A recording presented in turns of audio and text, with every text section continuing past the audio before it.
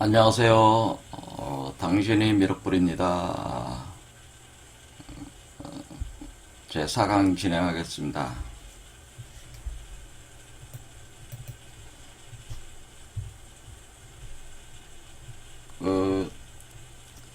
약 3000년 전에 인도 북부의 쿠시나가라에서 고타마 시달타라는 분이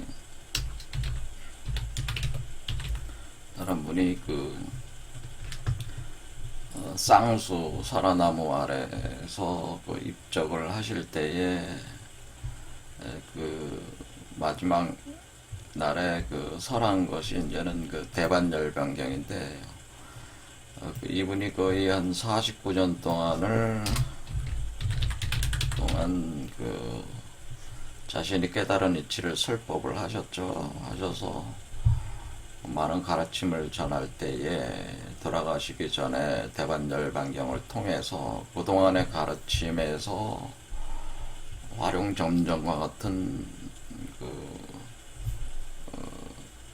깨달음을 주는 그런 것을 남기셨는데요. 그것은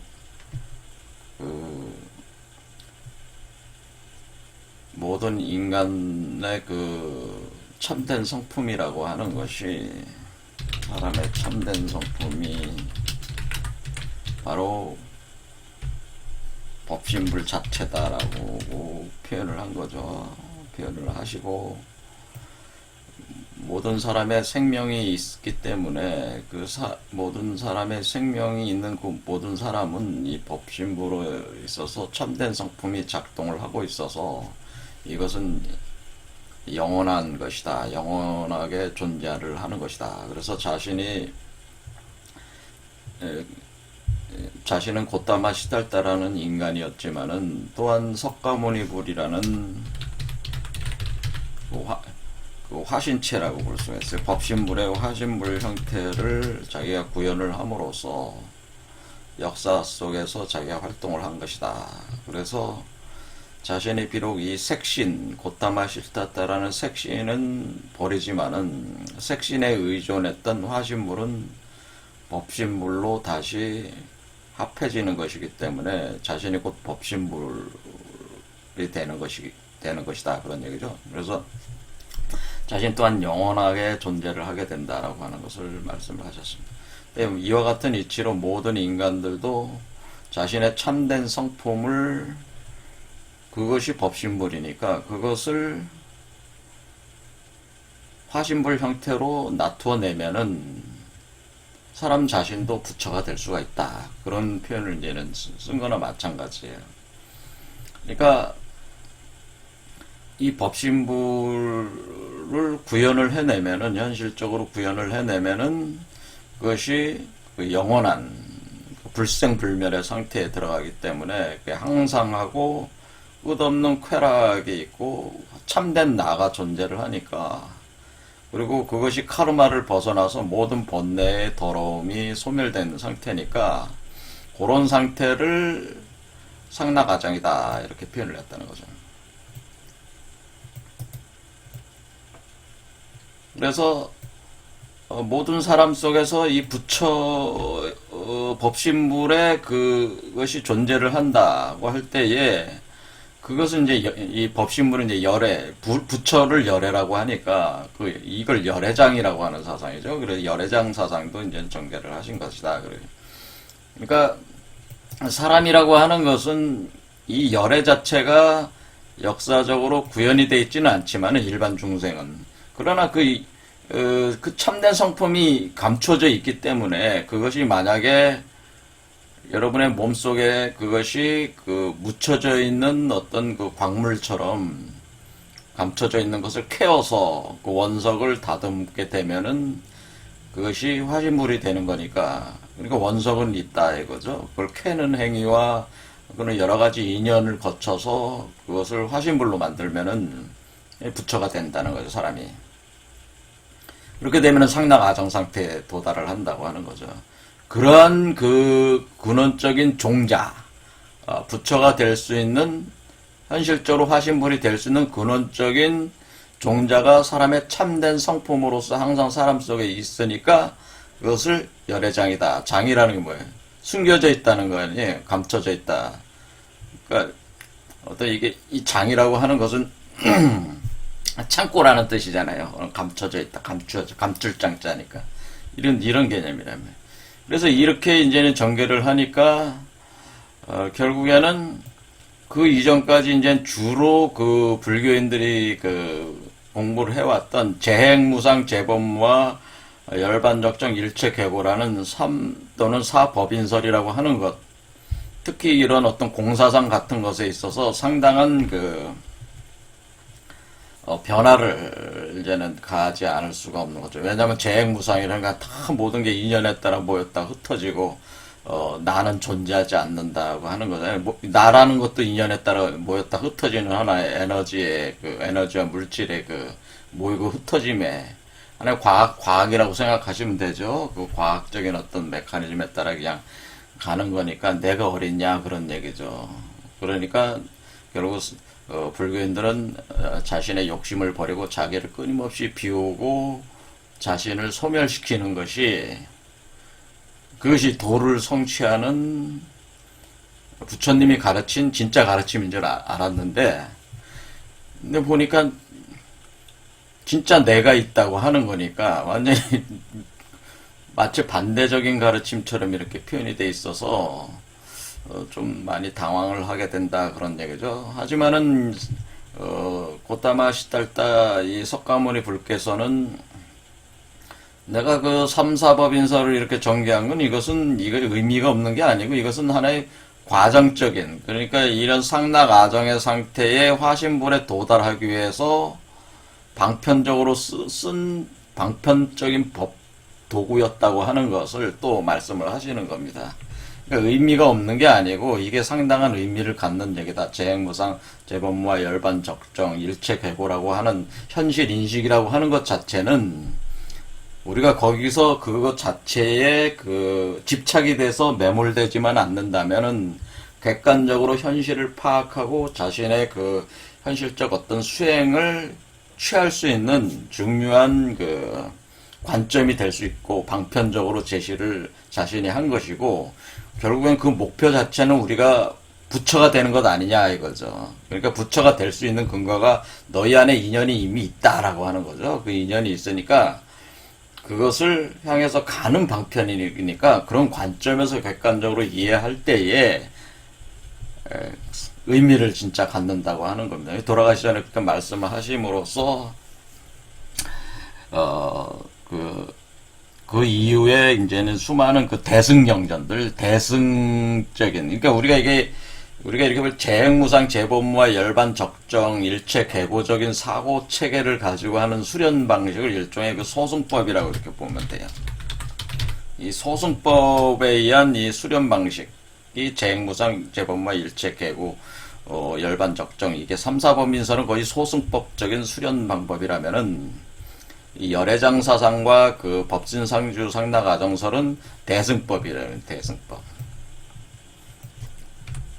그러니까 소승과 대승이 나눠지는 게.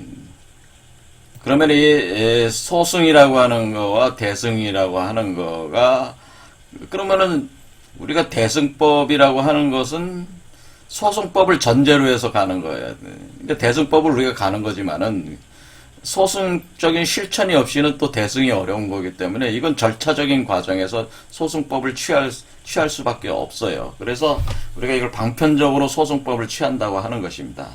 하지만 기본적으로 우리의 그 인간과 우주를 바라볼 때 대승법적인 사고체계에서 바라보면서 소승법적인 현실적인 수련을 해 나갈 때에 그것이 그 더 견고한 어떤 그런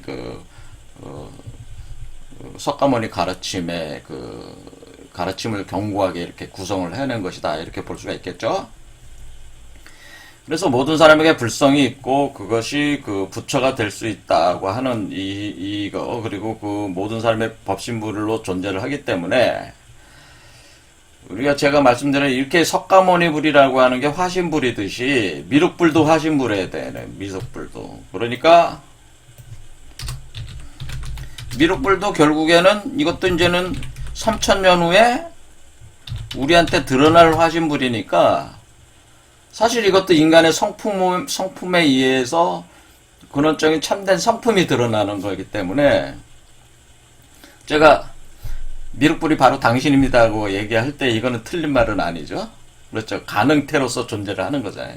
그러니까 이게 여러분 몸속에 그 광석처럼 아직 캐어지지 않은 광석처럼 존재하던 거를 다듬기만 하면 되는 거니까 그걸 소승법으로 다듬고 대승법으로 나가서 계속 다듬어 나가서 성취할 수 있는 거기 때문에 사실은 우리가 미륵불을 대망한다고 하는 것은 본질적인 측면에서는 여러분 자신이 미륵불이라는 화신불이 된다고 하는 그런 의미라는 거예요. 제가 어떤 특정한 사람이 미륵불이다 이런 개념이 아니고 원래 석가모니불이 그 3,000년 후에 미륵불이 온다고 했을 때 미륵불은 어떤 특정한 사람을 가리키기도 하겠지만은 또 역시 이런 가르침 속에는 모든 사람이 다 미륵불이 돼야 된다고 하는 것을 가르친 것이다. 그런 얘기, 제 말씀은. 그러니까 모든 사람이 다 미륵불이 돼야 된다.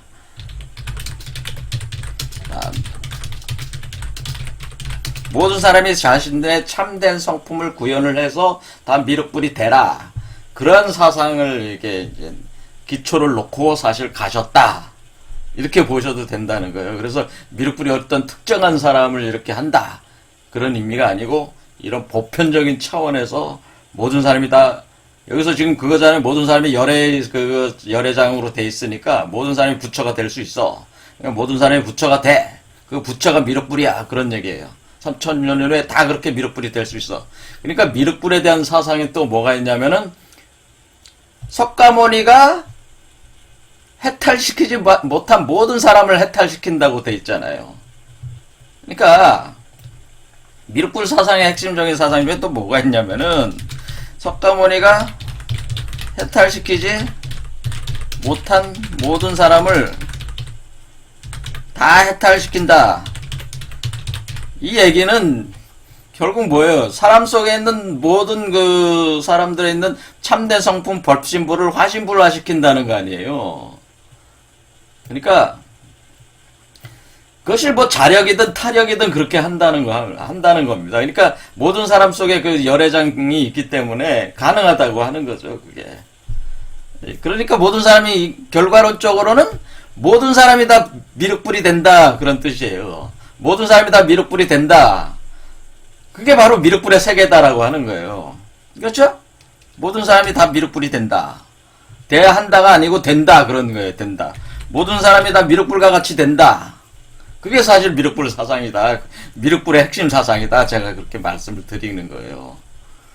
자, 그럼 이거를 이제 계속 이제 파들어가야 되는 파들어갈 때에 이제 우리가 이제는 이게 제가 말로만 하니까 이게 감이 잘 안 잡혀. 이게 불교의 사상은 결국에 인도 북부에서 나온 거기 때문에 상당한 언어 체계 자체가 인도의 산스크리트어라든가 팔리아라든가 이런 걸로 돼 있으니까 이 인도의 말들은 굉장히 복잡해요. 직관적이지 않다는 거죠. 그 논리성을 따지는 그 문자 체계를 가지고 있어가지고 하나하나 이렇게 다 설명하는 그 개념으로 그냥 그러니까 우리 말로 뭐며 구구절절히 얘기하네. 구구절절히 얘기하니까 그거 읽다 보면 지쳐버려요. 제가 열반경을 읽으면서도 아주 지쳐버려. 아유, 왜 이렇게 그냥 구구절절이다. 왜 구구절절히 설명? 이런 경우는 이렇고 저런 경우는 이렇고 이런 경우는 이렇고 이건 이렇고 모든 사례들을 거치면서 다 얘기를 하니까 그러니까 숲속을 막 헤매는 느낌이에요. 이게 인도 그 경전 자체, 인도에서 원래 경전. 그런데 그것을 숲속에서 헤매니까 어때? 헤매다 보니까 이게 갈 길을 잃어버리는 그런 상황이 돼서 정말 석가모니불이 뭔 얘기를 하는지 몰라버린 아예 그런 상황에 빠지더라고요. 그런데 이것을 이제는 중국적인 이제 이쪽에 한자로 번역을 하면서 또 한자는 또 완전히 직관적인 언어 체계랑 또 틀리거든요. 그러니까 번역 자체가 이게 굉장히 어려워 양쪽이. 두 개가. 이게 두 가지 언어 구조 자체가 틀리다 보니까 접근 방식이 오류도 많이 있을 수가 있습니다. 그래서 이러니 저러니 그 언어 구조 가지고 이렇게 따지면 아주 피곤한 얘기가 돼버려가지고 저는 그냥 그림으로 설명하는 게, 제가 제 강의는 그림으로 설명하는 게 가장 접근하기 쉬운 것 같아요. 그림을 위주로 해서 계속 설명을 하려고 합니다. 네, 어쨌거나 그 석가모니의 가르침이라고 하는 거는, 이분께서는 49년 동안 설법을 하실 때에 보통 어떻게 돼 있냐면은, 이분이 이제는 출가를 하셔서 6년 동안 수도를 하셨다고 해요.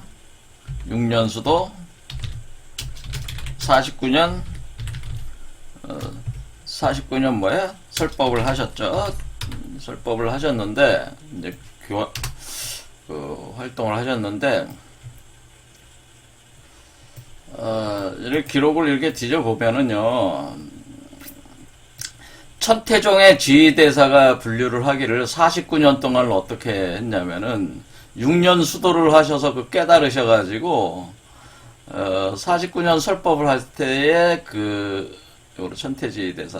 천태지휘대사가 각 시기에 따라서 이 경전, 주요 핵심 경전의 강론을 하셨다고 하는 겁니다. 그래서, 요게 천태지휘대사가 분류를 하는 걸 보면은, 첫 번째는 첫 번째 이분이 깨달으셨을 때 약 3, 7일 동안을 선정해 들으셔가지고 깨달은 거를 이제 얘기할 때, 이거 이제 화엄경이래요. 화엄경을 처음 강론을 하셨어요. 그래서 이게 화엄경을 강론을 하셨는데, 아니, 사람들이 도저히 못 알아듣는 거지. 이게 또 뭔 얘기인지 못 알아들으니까, 어떻게 하신 게, 상당히 공부의 강도를 낮춰가지고, 그 다음에 12년을 암경 위주로 가르쳤다고 하십니다. 그래서 암경 위주로 이렇게 가르쳤어. 암경. 그 다음에 방등경이라고, 시부경이라고 해서 또 방등경이 있는 걸로 알고 있는데, 그 방등경을 또한 방등경을 약 8년을 가르치죠. 그러니까 이게 암경과 방등경이 12년에서 8년, 20년을 하셨어요. 그 다음에 또 반야심경 위주로 가르치셔가지고 21년을 하셨다고 합니다. 그 다음에 마지막 5번째는 법화열반시라고 해서 8년 동안을 법화경을 강론을 하셨고, 그 다음에 열반경을 이제 마지막 이렇게 하고 가셨다고 그렇게 하는 거죠. 그러니까 이걸 다 합하면은 12년 8년, 21년 8년 하니까 49년이 되는 거죠. 그러니까 석가모니께서 깨달으신 게 이제 화엄경을 처음 했는데, 화엄경이 너무 어렵다. 그러니까 화엄경 안에 이미 깨달음의 모든 것은 다 들어가 있는 거죠. 있었던 거죠. 그렇죠. 하지만 이것을 풀어가지고 낮은 단계부터 가르쳐서 쭉 올라온다, 그런 얘기예요. 그러니까 암시, 방등시, 반야시, 법화시, 법화열반시 해서 이게 쭉 올라오면서 공부의 수준을 계속 높였다, 그런 뜻이 되는 거예요. 그렇죠. 점진적으로 했다, 그런 뜻이 되기 때문에 열반시가 최고 정점을 찍었다고 하는 겁니다. 돌아가시기 전에.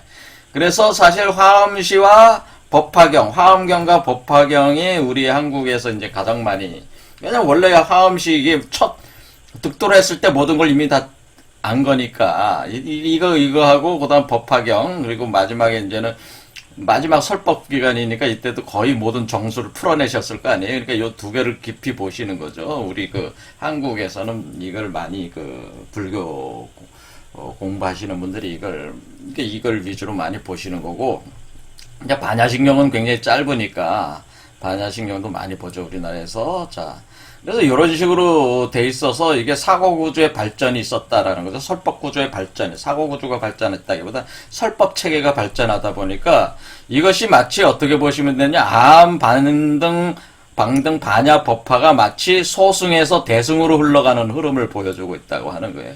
그러니까 소승법에서 대승법으로 전개되는 그 방식으로 쭉 이렇게 설명을 하셔서, 설법의 수준 자체가 넓고 깊고, 그렇게 점점 소승에서 대승으로 법을 이렇게 갔다, 이거예요. 사실은 모든 뿌리는 화엄경에 있지만은 그렇다, 그 얘기죠. 그래서 이걸 이제는 나름대로 저는 화엄경과 반야경, 그 다음에 법화경, 열반경 이런 걸 기초로 해서 좀 더, 여기 이제는 그림, 여기 나오죠. 화엄경, 능엄경. 능엄경이 상당히 중요하다고 봅니다. 저는 화엄경을 보조해주면서 상당히 그 다음 금강경도 중요하고, 법화경, 그 다음에 약사유리광열애, 이것도 아주 중요하거든요. 그 다음에 아미타불, 아미타경, 중요합니다. 지장경, 자, 금강경, 이런 걸 위주로, 암경은 별로 볼 필요 없을 것 같아요.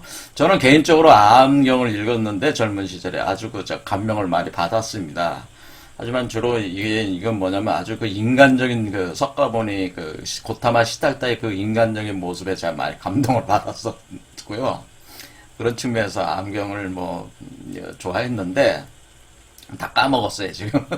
그래서 이건 안 하고 좀 철학적인 논의를 주로 계속 해나가야 되니까, 제가 하려는 게 이제 화엄경, 능엄경, 금강경, 법화경, 약사유리광열애, 아미타경, 그 다음 미륵경, 지장경, 그 다음에 해명경을 볼 겁니다.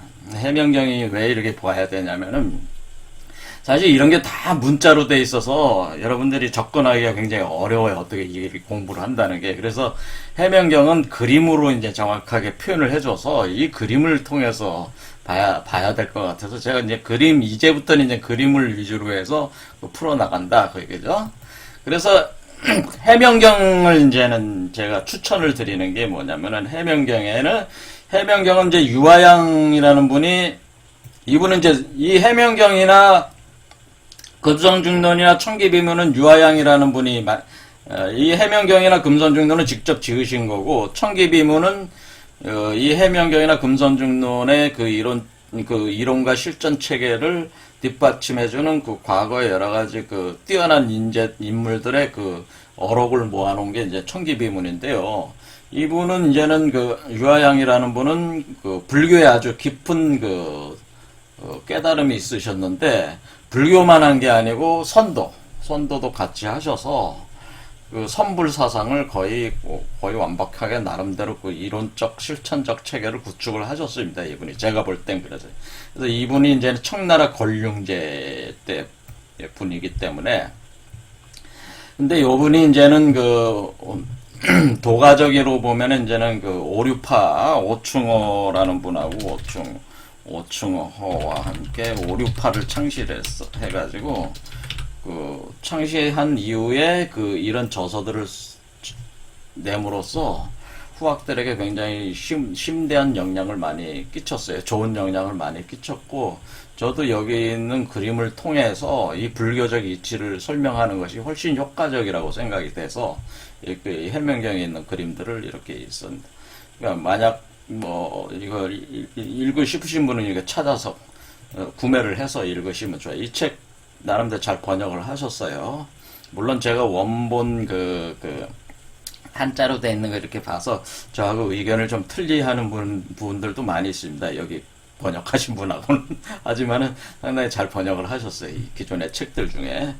그래서 여기서 이제 얘기를 할 때에 우리가 이제 부처의 단계, 이분도 이제 유화양 선사인데 이제 불교의 굉장히 깊은 이치를 깨달으셔가지고 그거를 이제는 설명을 하실 때에 이것이 이제 능엄경 같은데 이런 개념이 다 나온다는 거죠. 능엄경경, 화엄경의 십지론과 십주론이 있다고요. 십지론이 있고 유명한 게 이제 십지라는 개념이 있어요. 십지, 그 다음에 십주, 그러니까 화엄경은 십의 사상이야, 사실. 십의 사상. 십지론과 십주론 이런 것이 상당히 핵심적인 아주 중요한 개념인데요. 왜 10이라는 걸 이렇게 쓰냐, 왜 10이라는 걸 이렇게 쓰냐, 이거 다 의미가 있습니다. 자, 십자가잖아요, 십자가. 자, 10. 그래서 요 십지와 십주론을 좀 더 아주 구체적인 수행체계로 표현해 준 건 능엄경이에요. 그래서 요 두 개를 이제 같이 보면 좋은데, 여기서 이제는 이 유화양 선사가 이렇게 그려놓은 그림들은 사실 화엄경과 능엄경에 나오는 이 이치를 능엄경에 근거를 해서 좀 더 구체적으로 몸의 변화를 통해서 표현해 주는 것이 있어서 거기서 이제는 거기서 그림이 있었다고 저는 알고 있지만은 그 그림을 가져왔다고 얘기를 하는 걸로 알고 있습니다. 저는 근데 제 얘기가 정확한지는 모르겠습니다. 저는 그렇게 알고 있는데, 그래서 이 그림 자체가 그 유아영 선사가 이렇게 따로 창안해서 그린 게 아니고 능엄경에 기초해서 이게 가져왔다, 그런 표현이 있다, 그 얘기죠. 근데 능엄경은 화엄경의 10주론을 더욱 심오하게 더 저게 표현해 준 것이다, 그런 얘기죠. 그래서 여기 이걸 이제는 이걸 가지고 이제는 본다, 이거예요. 그래서 여기 이걸 가지고 일단 우리가 성문이니 영각이니 보살이니 이런 말이 뭔지를 알아야지. 그럼 뭐 불법성 삼보사상이 뭔지 알아야 되는데 그게 개념이 잘 안 잡히기 때문에 그림으로 잡아야 된다. 자, 그래서 이 그림을 딱 보시면은 바로 눈에 딱 뜨이잖아요. 아, 여기 중생은 뭐 인간이잖아요. 그냥 인간. 근데 중생인데 이 보통 사람들이 중생이에요. 이 모습이 중생인데 이 중생 속에 뭐가 있다는 거예요? 참된 성품으로서 열애장이 있다고 하는 거죠. 열애가 숨어 있다고 하는 거죠. 부처가 숨어 있다고 하는 겁니다. 부처가 땅 속에 그 광물처럼, 광석처럼, 땅 속에 다이아몬드처럼, 광물처럼 이것이 있었다. 그러니까 이걸 캐어내야 된다고 하는 거죠. 자, 그래서 열애장이 있는 중생이다. 그러니까 이 중생들은 다 열애장이 있다. 불교의 성품이 있다고 하는 겁니다. 이게 법신불이 있다고 하는 겁니다. 기본적으로. 숨겨져 있는데 그것을 보석을 캤어. 보석을 캔 게 성문이에요. 근데 이건 보석을 캔 것이지 이 열애장이 열애로 나온 거는 아니에요. 그러니까 자, 보세요. 요게 동그란 거는 보석이야. 근데 이 보석이 이렇게 법신불화돼서 나와야 되잖아요. 그러니까 이 열애장이 단순한 보석돌에서 이렇게 그 어떤 그 인간의 그 형상처럼 이렇게 구현이 돼서 부처의 모습으로 머리 밖으로 이렇게 나오는 게 이것이 수련의 과정이란 말이에요. 이게 수련의 과정이에요. 그래서 일단 캐가지고 여기 올려놓는 것이 성문이다. 성문 단계에 있는 사람입니다. 열애장을 캐가지고. 여러분 몸속에 있는 열애장을 구현을 해가지고, 감추어진 것을 구현을 해가지고 몸속에 이렇게 드러나게 했을 때를 요거를 성문이라고 한다는 것. 근데 이것은 그 하나의 그 마치 알처럼 돼 있어서 알로 이렇게 나온 거니까 그것을 그 마치 계란과 같은 달걀 같은 알이에요. 이걸 알이라고 보시면 돼. 잘 이해가 나. 이게 알이다. 그러니까 부처가 나오는 알이다, 이렇게 생각하면 돼요. 그러면은 이 알 속에서 이렇게 자라고 있는 거예요, 이게. 요게 알 속에서 자라고 있잖아요, 부처가. 우리 몸속에 있는 부처가 열애장을 알로 만들어 올린 뒤에 그 부처가 알에서 자라고 있어요. 이것이 요런 단계가 영각이라고 하는 거예요. 그러니까 벽지불 상태라는 거예요, 이런 게. 벽지불. 왜냐면 벽에 갇혀 있잖아요, 지금. 알 속에 갇혀 있잖아요. 알 속에 갇혀서 자라고 있잖아요. 그렇죠. 벽을 보고 있다는 뜻이에요, 한마디로. 벽에 이렇게 갇혀가지고 벽으로 둘러싼 곳에 이렇게 있다, 그런 표현과 같다, 그런 얘기입니다. 벽지불이다, 그런 얘기예요. 그러다 보니까 요것이 성문 영각 다음에 이 알을 깨고 나왔다. 그러니까 요것도 알이죠. 알인데 이거는 그 형체가 있는 알이 된 거죠. 요 안에 형체가 생성되고 있는 알이란 말이에요. 뭐 새알이라고 생각하시면 돼요. 새가 먼저 닭알이라고 생각하면 닭이야, 닭. 그러니까 닭. 우리 여러분 잘 안 되면 닭이라고 그래, 닭. 닭이다. 이 닭개자를 쓴단 말이야. 개다, 닭이다. 이렇게 쓰네. 이 닭개라고 하는 것이 이 개자도 되고 12지주로는 유가 됩니다. 유. 그래서 이 유다, 닭이다 하는 거예요. 그러니까 이것은 닭의 그 알이다. 닭의 알이에요. 닭. 자, 닭이다. 요게 21일 동안 품는다, 이렇게 되는 거야. 자, 여기 화엄경을 보면 어떻게 됐어요? 성도 37일 21일 품어서 나온 게 화엄경이에요. 자, 화엄에 도달한 기간이 37일 21일. 상급 37일이니까 21일이란 말이에요. 그러니까 이 얘기는 성도 371이라고 하는 거는 머리 밖으로 이렇게 딱 나온 것이 37일 걸렸다는 게 21일 걸려. 그러니까 마치 닭 알에서 새가 닭이 품어가지고 새가 딱 나오는 상태가 닭이 딱 알을 깨고 나오는 게 21일이란 말이에요. 그걸 표현한 게요. 그래서, 근데 이게 왜 또 그러지? 왜 이걸 얘기하냐면은, 미륵불은 뭐예요, 미륵불? 미륵불을 표현하기를 어떻게 했냐면, 케투마티 성에 있다고 표현되어 있어요. 케투마티 성. 케투마티가 개두말이야, 개두말. 그렇죠? 자, 개두말이 뭐예요? 닭개잖아. 닭머리란 뜻이잖아요. 닭머리. 닭머리란 말이에요. 닭머리. 그러니까 케투마티는 닭머리란 뜻이에요. 그러니까 케투마티라는 성이 있는데 거기는 닭머리 성이란 말이에요. 닭머리. 그러니까 이게 미륵불을 뭘로 표현한 거예요? 우두머리 닭으로 표현한 거란 말이에요. 그러니까 미륵불은 우두머리 닭이란 말이에요. 이런 말 처음 드시냐? 미륵불은 케투바티라고 해서 개두말이 돼 있잖아. 개두말.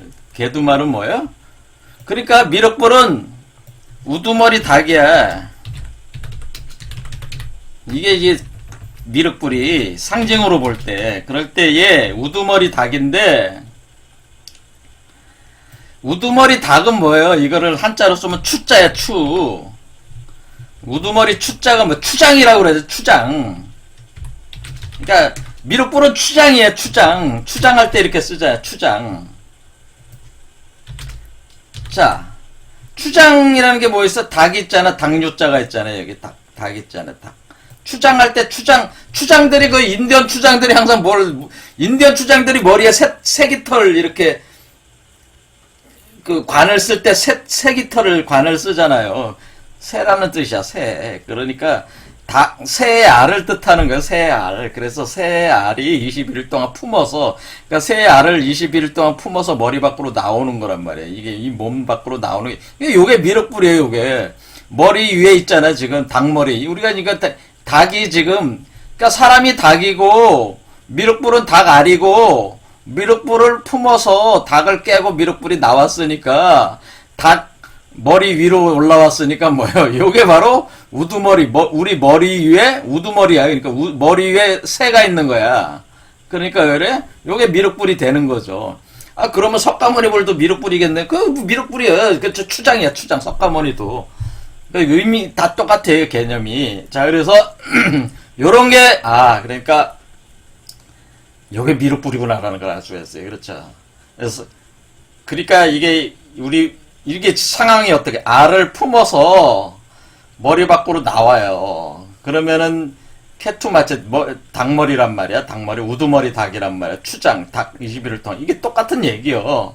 그렇게 할 때, 이제, 이 알이 생겼을 때, 생긴 알을 이렇게 품을 때 성문이라고 하고, 알 속에서 이렇게 실제로 알의 영양액들이 이렇게 하면서 몸이 구성할 때를 영각 상태라고 그러고, 보살 상태는 이 알을 깨고 머리 밖으로 나왔을 때가 보살이란 말이에요.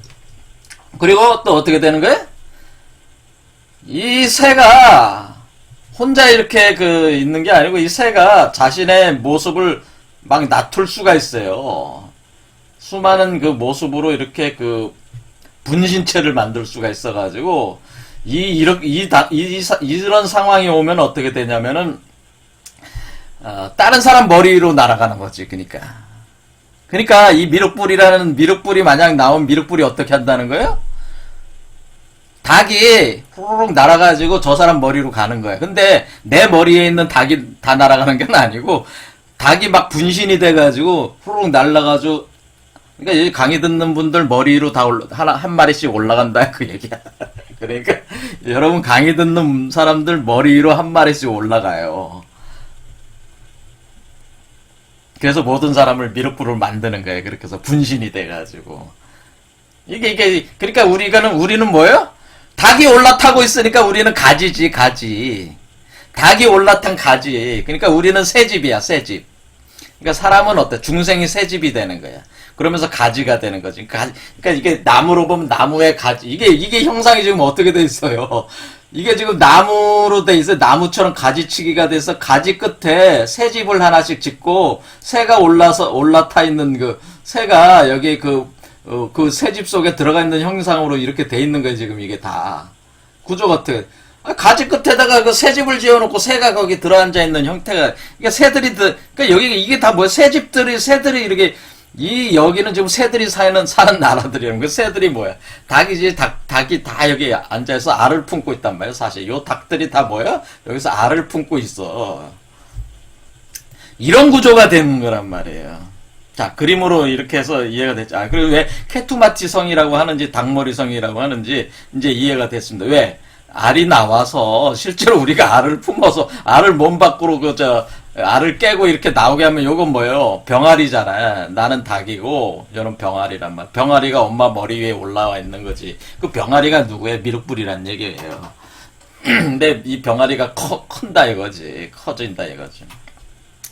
자, 그래서 우리가 그림으로 자, 이렇게 하면 성문과 영각과 보살과 보살 마살과 부처의 단계를 알 수 있습니다. 그러면 석가모니 불께서는 어떤 상태였냐면 이런 상태였다면 석가모니 불이 이런 상태이셨어요. 열에. 이런 상태로 해서 사람들을 설법을 하면서 사람들에게 자기 머리에 있는 닭을 다 보내가지고 새집을 짓게 해서 거기다 또 알을 품게 만들고 그래서 사람들을 어떻게 했던 거예요? 중생들을 구원했다는 거예요. 이런 모습으로. 구원을 해서 그 사람들 속에서도 요런 부처가 되게끔 그러니까 이 감춰져 있었던 거잖아. 지금 요 사람으로 볼 때 아무것도 없었잖아. 그러다가 알이 생겼다가 알이 이렇게 올라와서 깨고 왔잖아요. 이런 형상으로 돼 있단 말이에요. 실제로 이렇게 간단 말이에요. 그러니까 그 알의 성숙 정도를 나타내니까 자, 그러면은 우리가 이걸 중생이라고 하면은 우리는 소승이다, 대승이다고 하는 게 뭐겠어요?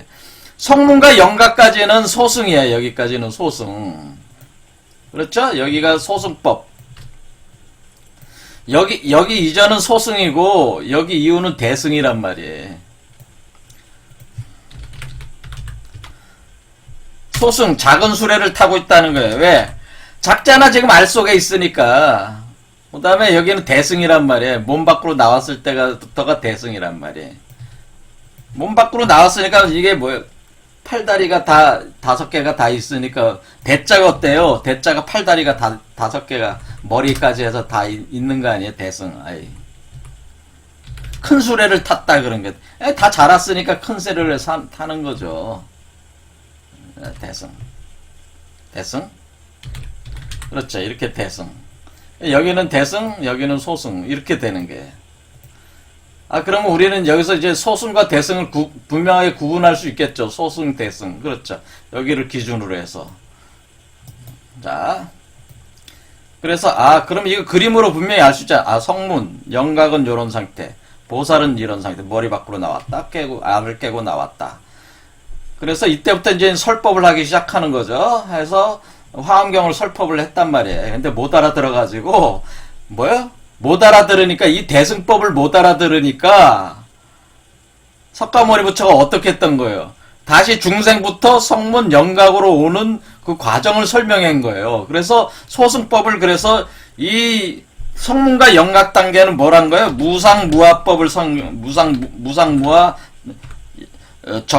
정멸법을 무상무화 정멸법, 계고법, 일체계고법을 그러니까 삼법인서를 설법을 한 거고 대승에 와서는 이제 상나가정을 한 거예요. 왜?